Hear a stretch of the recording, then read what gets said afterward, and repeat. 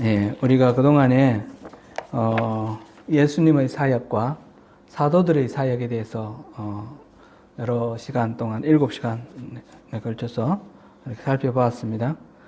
오늘부터는 이제 그를 바탕으로 해서 그 기준으로 해서 우리들의 사역은 어떻게 해야 될 것인가 그거를 살펴보려고 합니다.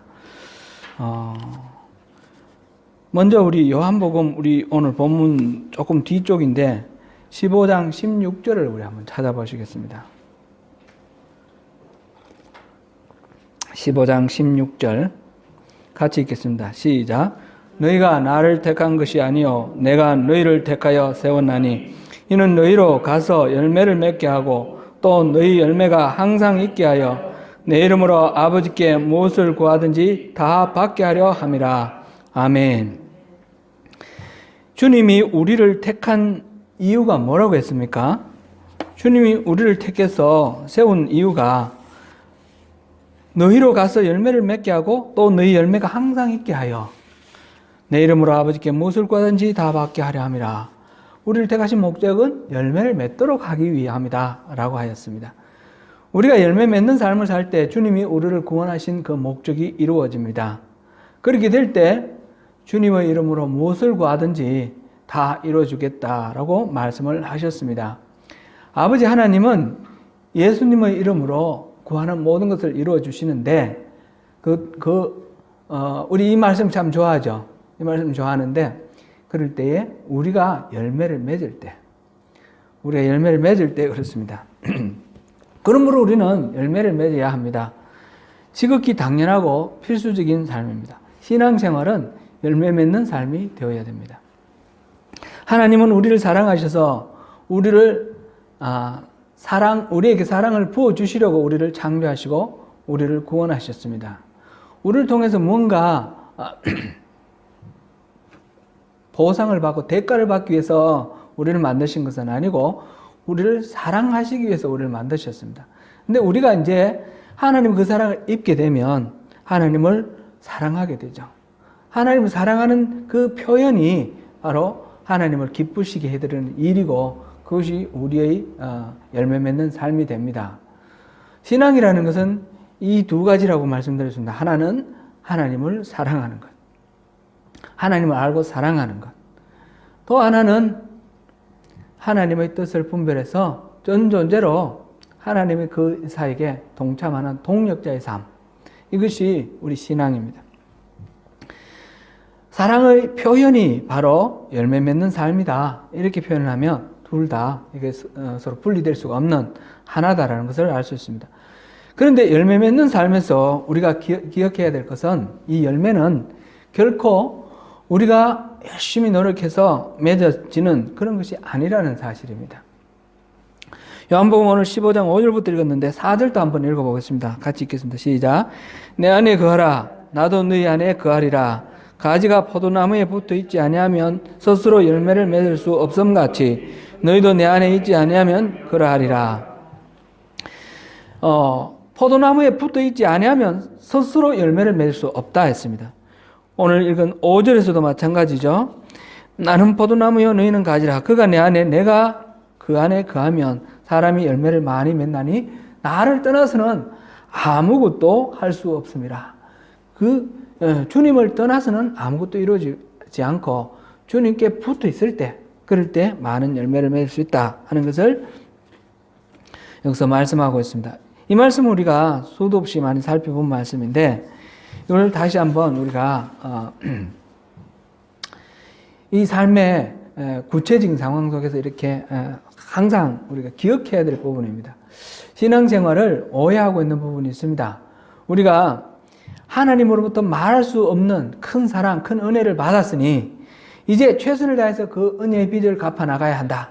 이러면서 애써 분투하면서 노력하는 그것이 헌신하고 또 봉사하고 이런 것이 신앙생활이라고 생각합니다.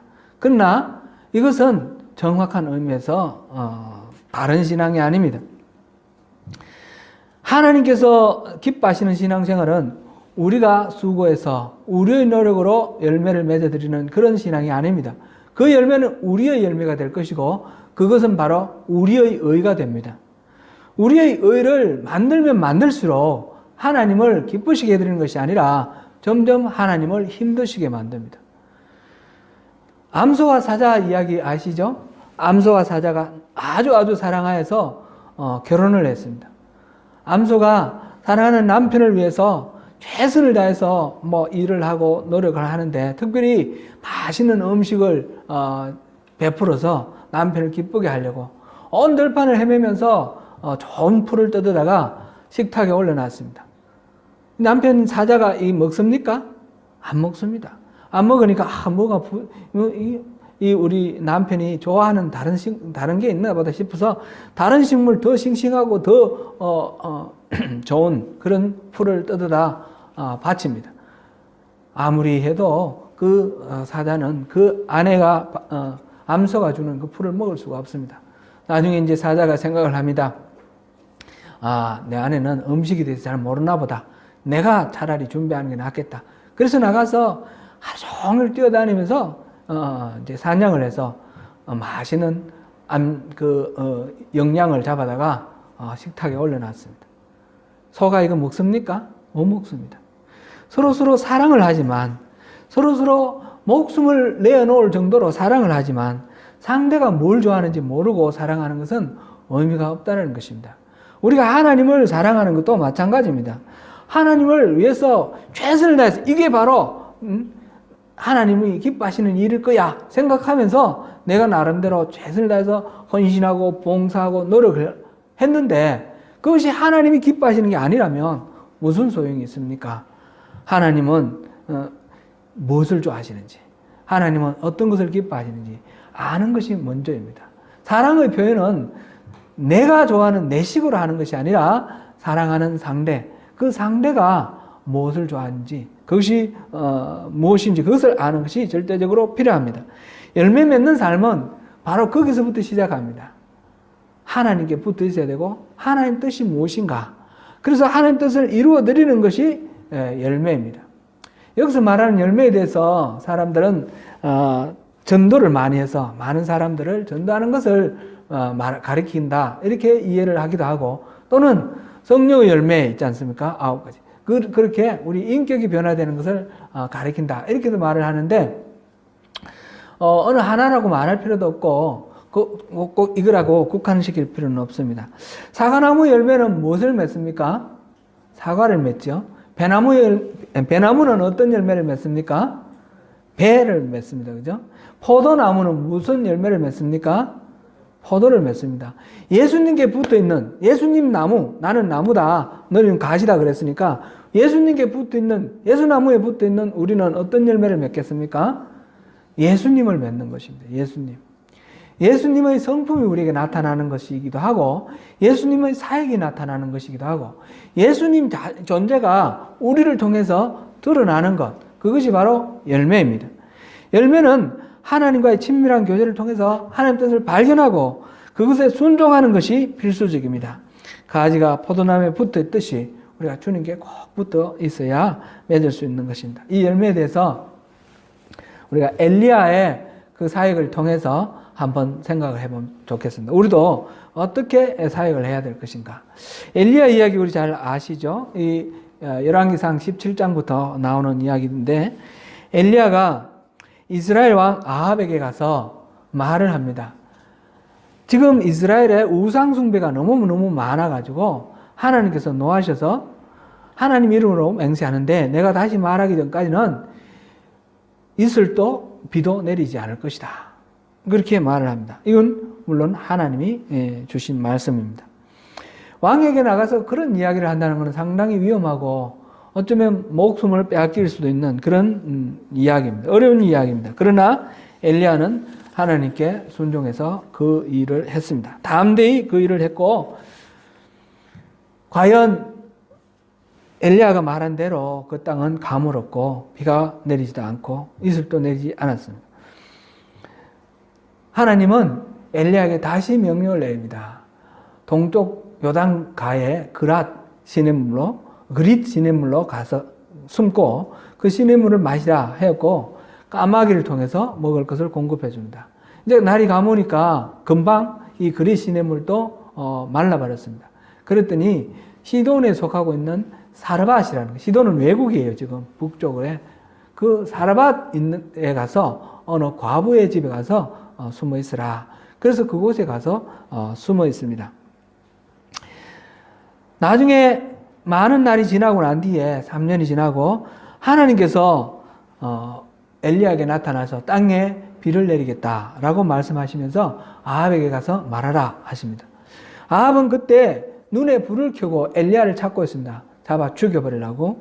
그런데 당장 잡혀 죽을지도 모르는 그런 위험한 가운데 엘리야는 담대히 아합 왕에게 나아가서 이 이야기를 전하기 위해서 나갔습니다. 그랬더니 아합이 이제 엘리야에게 이 나라를 힘들게 만든 그런 원흉이다 비난을 할 때에 엘리야가 문제의 원인이 어디 있는지 한번 밝혀보자. 그러면서 바알을 섬기는, 바알신을 섬기는 선지자 450명, 아세라를 섬기는 선지자 400명, 합쳐서 850명의 선지자와 이 엘리야가 대결을 합니다. 갈멜산에서 제단을 쌓아놓고 그 제물을 올려놓고 하늘에서 불이 내리는 쪽이 이긴다. 그렇게 규칙을 정해서 막 했는데 결과는 우리가 아는 대로 엘리야가 이겼습니다. 엘리야가 이기고 백성들이, 거기 모인 백성들이 과연 진짜 하나님은 다름 아닌 여호와 하나님이다라는 것을 깨닫게 되었고, 거기서 이 바알을 섬기는 선지자와 아세라를 섬기는 선지자들 다 이렇게 처단을 하였습니다. 그리고는 엘리야는 바로 갈멜산 꼭대기에 올라가서 왕에게 지금 비가 올 거다. 그러고 자기는 꼭대기에 올라가서 기도를 했고 3년 반 동안 가물었던 그곳에 비가 쏟아졌습니다. 아합 왕의 왕비 이세벨이 엘리야를 죽이겠다고 선포하고 나서자 엘리야는 겁에 질려서 도망을 쳐서 남한국 쪽 나가서 부엘세바가 이스라엘 맨 아래쪽입니다. 거기서부터 가까운 광야에 로뎀 나무 밑에서 가서 하나님 나 차라리 죽이십시오. 그렇게 기도합니다. 그럴 때 하나님께서 그에게 기운 차리라고 떡과 물을 주시고 호렙산에 가서 있으라 그러시고 이 엘리야는 호렙산에 가서 하나님을 만납니다.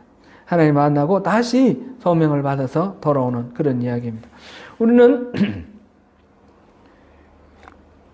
이 엘리야의 이야기를 한번 생각하면서 열매에 대해서 한번 생각하면 좋겠습니다. 엘리야는 아합 왕에 나아가서 가뭄이 들 거라고 담대히 말했을 때에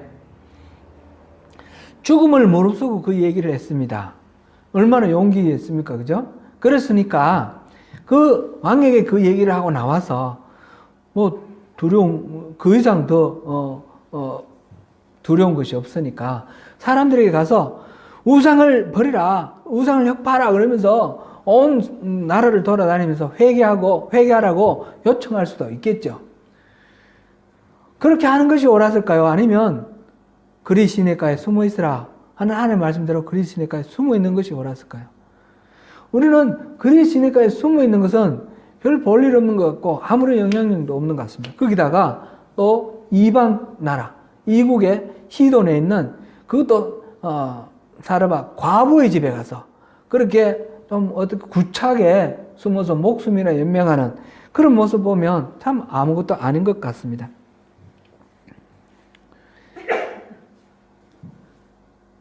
열매의 입장에서 어떤 것이 좋은 열매입니까?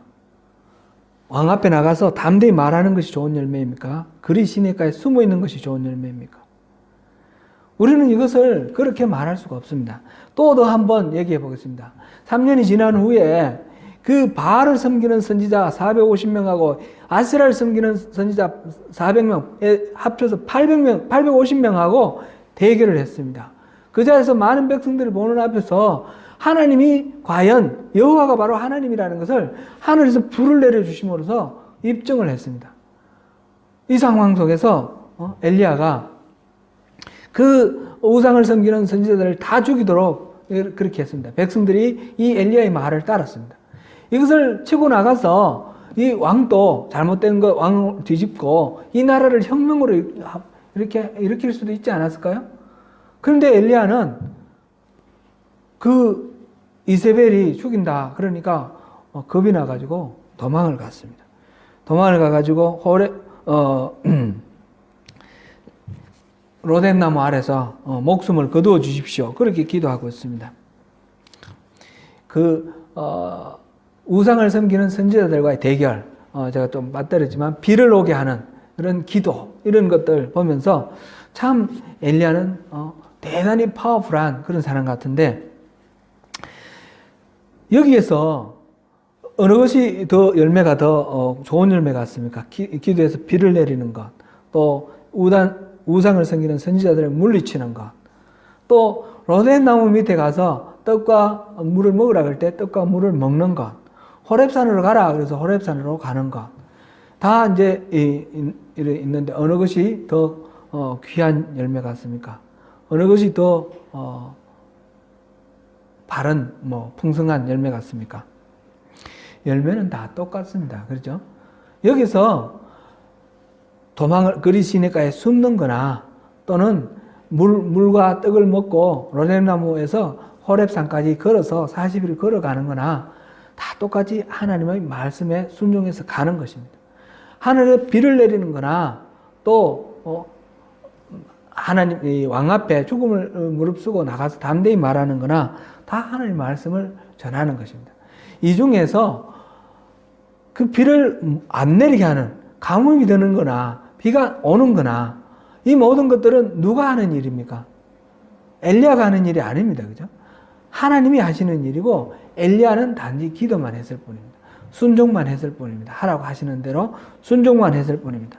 그래서 우리가 착각을 하면 우리가 기도했을 때 뭔가 일어났을 때 이게 나의 성과이고 나의 열매인가 이렇게 생각하는데 나의 열매가 아니라 하나님의 열매여야 됩니다.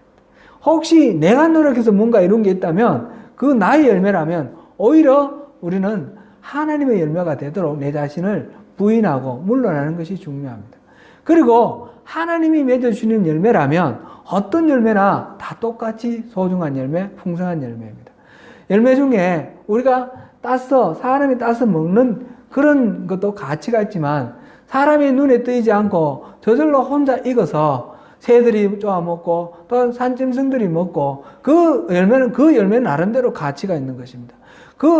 새들도 쪼아먹지 못하고 산 짐승들도 안 먹고 그냥 그대로 떨어져서 땅속에 묻히는 열매는 거기서 다시 이듬해 싹을 틔우고 숲을 이루지 않습니까? 모든 열매는 각각 나름대로 가치가 있는 것입니다. 왕 앞에 담대히 말하는 그 엘리야의 순종에도 가치가 있는 것이고, 그리 시내가에 숨었을 때 그 순종하는 것도 가치가 있는 것이고, 그 우상 섬기는 그 선지자들과 대결할 때도 순종하는 가치가 있는 것이고, 또 떡과 물을 먹고 호렙산으로 가라 할 때 따라가는 그게도 똑같은 순종의 가치가 있는 것입니다.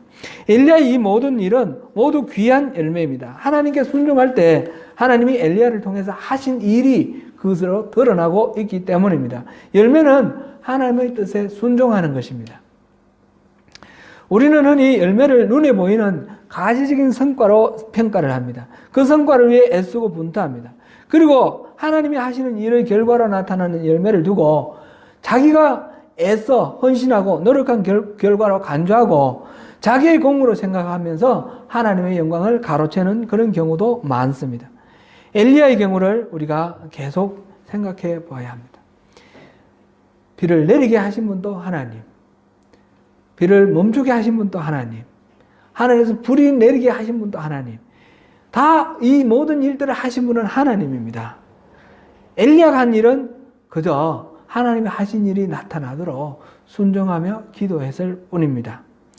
그러나 엘리야가 기도를 하지 않았으면 하나님은 그 상황에서는 비를 내리지 않았을 것이며 그 상황에서는 불을 내리지 않았을 것입니다.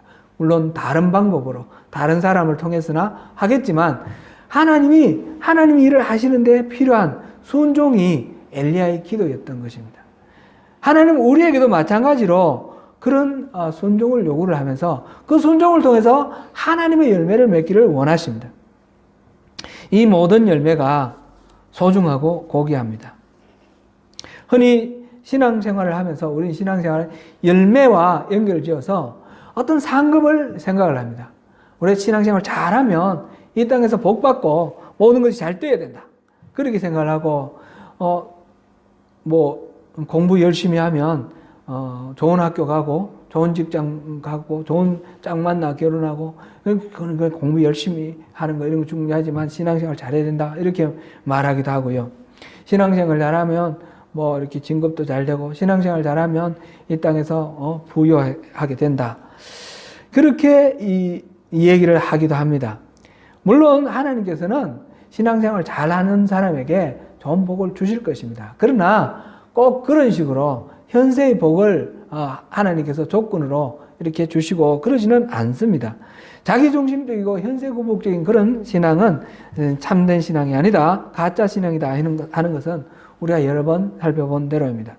현세구복이 아닌 경우에도 우리가 좀 들여다봐야 할 것이 있습니다. 구원받은 것은 당연하게 생각하고 구원받은 사람이 천국에 갔을 때 상급이 다르다고 그럽니다. 그래서 이 땅에서 잘 봉사하고 헌신하고 하나님 잘 섬겨야지 천국에 가서 좋은 상급을 받는다 그럽니다. 그래서 어떤 사람은 면류관을 받고 어떤 사람은 개털모자를 쓰고 그러기도 하죠.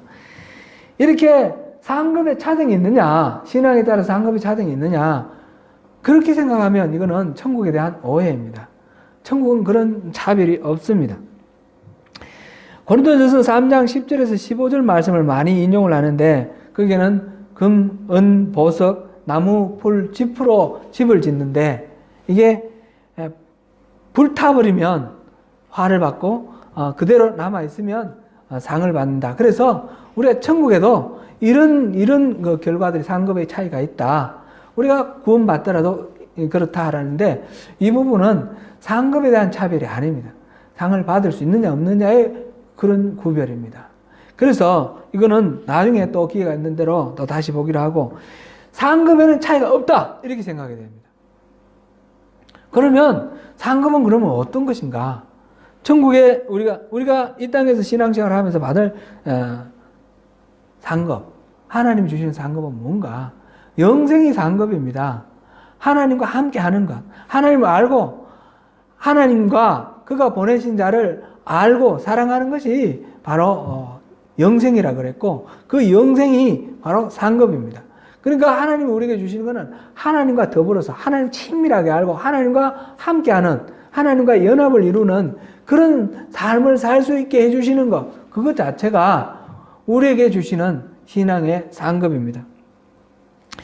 예를 들어서 우리는 하나님의 기쁨 되기를 원합니다. 나 주의 기쁨 되기 원하네. 우리 그러죠. 사실입니까? 여러분들 주님의 기쁨 되시기를 원하십니까? 아멘? 그렇죠. 그러면 하나님께서 우리에게 주실 상급은 어떤 걸까요? 내가 주님께 기쁨 되기를 원하는데 하나님이 내게 주실 상급은 어떤 걸까요? 하나님이 나를 통해서 기뻐하시면, 기쁨을 받으시면 그것이 우리가 소원하는 바 아닙니까? 그것이 바로 우리에게 주시는 하나님의 상급이 되는 것입니다. 예를 들어서 한번 생각해 보겠습니다. 자녀가 몹시 앓다가 아주 살이 쏙 빠졌다가 다시 이제 회복이 됐습니다. 건강해졌습니다. 바짝 말랐던 몸에 살이 오르고 피부에 핏기가 돕니다. 부모가 안심이 되고 기쁨이 넘치게 되었습니다. 자녀가 부모에게 물어봅니다. 어머니, 아버지, 제가 회복되니까 기쁘십니까? 그랬더니 부모가 이야기합니다. 그래. 네가 회복되니까 얼마나 안심이 되고 기쁜지 참 많이 염려했는데 그렇게 회복돼서 참 기쁘다. 이렇게 말했습니다. 그랬더니 그 아이가 제가 부모님을 기쁘시게 해드렸으니까 다음 주에 이렇게 선물 해주실래요? 이렇게 말한다면 말이 됩니까? 그게 아니죠. 그죠? 부모님이 나를 인해서, 내가 회복되는 것으로 인해서 염려가 없어지고 부모님이 기쁘시다라는 것 자체가 내게 상이 되는 것이고 내게 기쁨이 되는 것 아니겠습니까? 그렇죠? 상급이라는 것은 하나님 내게 뭘 반대급을 주시는 것이 아니라 하나님 나로 인해 기뻐하시는 것입니다. 주님이 우리를 택하여 세우신 목적이 뭐라 했습니까? 우리를 통해서 열매 맺는 것이라고 그랬습니다. 항상 열매가 있게 하는 것이라고 그랬습니다. 그러므로 우리가 열매를 맺으면 주님이 우리를 선택하신 목적이 이루어졌습니다. 그래서 주님은 기뻐하십니다. 우리가 열매 맺으면 주님이 기뻐하시니까 우리가 열매 맺는 것 자체가 우리에게 상급이 되는 것입니다. 그렇지 않습니까? 그렇겠죠? 아멘? 우리가 순종할 때 하나님 뜻이 이루어집니다. 하나님이 영광을 받으시며 기뻐하십니다. 우리가 하나님을 기쁘시게 하였다는 그 놀라운 상급을 우리가 누리게 되는 것입니다. 그런 상태가 되어 있을 때 나는 주님 안에, 주님은 내 안에 계실 때 무엇이든 주님의 이름으로 구하면 주님이 이루어 주시겠다 하셨습니다. 그럴 때 어떤 것을 구하겠습니까? 나의 탐욕을 위해서 구하겠습니까? 그렇지 않을 것입니다. 당연히 주님이 내 안에, 내가 주님 안에 있을 때는 주님이 기뻐하시는 일을 구할 것이고 그것은 주님의 소원일 것이고 주님은 내가 구하는 이 기도에 응답하시는 것이 주님 기쁨이시기 때문에 너무너무 기쁘게 응답해 주실 것입니다. 무엇을 구하든지 다 이루어지는 것은 당연한 일입니다. 그렇게 다 이루어질 때 우리는 주님의 뜻이 이루어졌기 때문에 내가 또한 상급을 받는 것이고 내가 또한 기쁨이 되는 것입니다. 주님이 영광 받으실 때 우리가 그 상급을 누리게 되는 것입니다. 사랑하는 성도 여러분, 우리들의 사역에서 주님의 뜻과 계획이 풍성하게 열매 맺기를 바랍니다. 그 열매는 저절로 맺어지지 않습니다. 우리가 순종할 때 맺어집니다. 가지가 포도나무에 붙어 있듯이 우리가 주님께 붙어 있어서 주님의 뜻을 분별하고 순종할 때 주님의 뜻을 분별하고 순종할 때에 우리의 입술과 손발을 통해서 주님의 열매가 맺어집니다. 우리는 그 주님의 기쁨을 함께 누리는 그런 은혜를 허락받았습니다. 지금 현재 주님께서 우리에게 무엇을 바라고 계십니까? 지금 현재 우리가 주님께 순종해야 할 하나님의 뜻은 무엇입니까? 이것을 묵상하시고 주님의 뜻을 분별하시고 순종하시는 가운데 우리에게 주시는 하나님의 상급을 풍성하게 누리시는 저와 여러분 되시기를 축원합니다.